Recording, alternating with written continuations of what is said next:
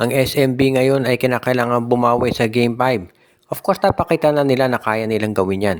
Kung maalala ninyo, last conference lang, nung Game 6, nung 3-point shot ni L.A. Tenorio na nagtabla sa serye, akala ng lahat, yung momentum nasa Hinebra na sa Game 7. Pero nagawan pa rin ang paraan ng SMB para manalo. So, kahit na medyo sabihin na natin dismayado sila dito sa pagkatalo sa Game 4, kaya pa rin nilang magawa ng paraan yan para makabawi.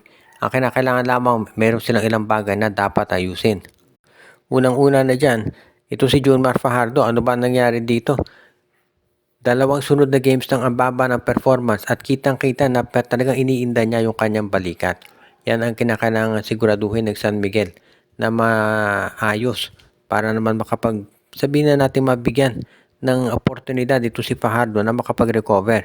Dahil yan talaga yung kinakailangan niya, yung pahinga.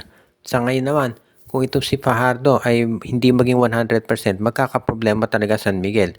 At kinakailangan mag-deliver yung iba nilang players katulad nila Perez, si Cruz, si Trollano, si Lassiter at iba pa. At bukod dyan, kinakailangan din siguro magawa nila ng depensa.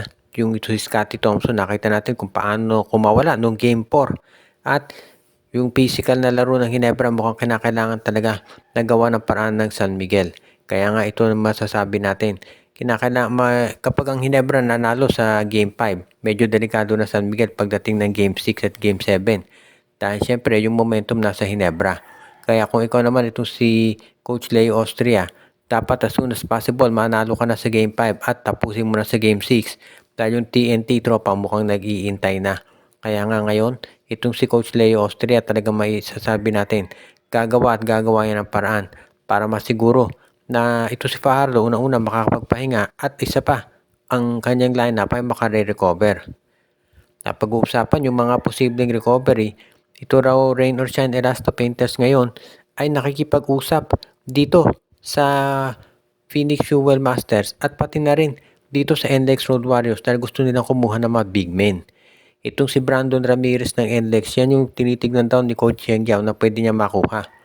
Siyempre, kung kayo'y matagal na sumusubaybay sa laro ng Rain or Shine, alam niyo kung bakit itong si Brandon Ramirez ang pinag-iinteresan ngayon nitong si Coach L8, nitong si Coach Yang Yao. Dahil ito'y big man, malapad, may 3-point shot, merong inside game at rebounding. Yung laro ni Brandon Ramirez parang Bob Belga rin yan at parang rin yung mga tinatawag natin na JR Kinyahan.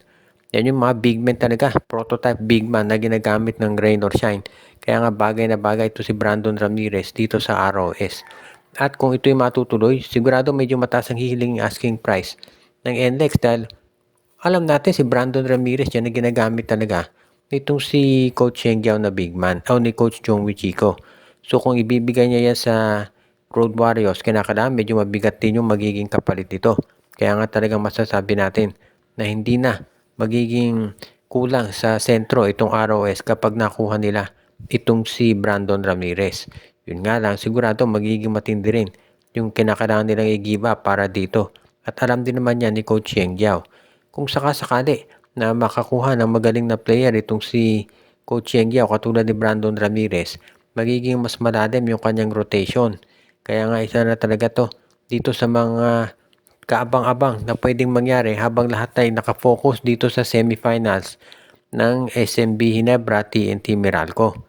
Pero ito si Coach Yang Yao na nagko-concentrate lang sa pagpapalakas ng kanyang roster dahil gusto na talaga nila na makaabante pagdating dito sa semifinals.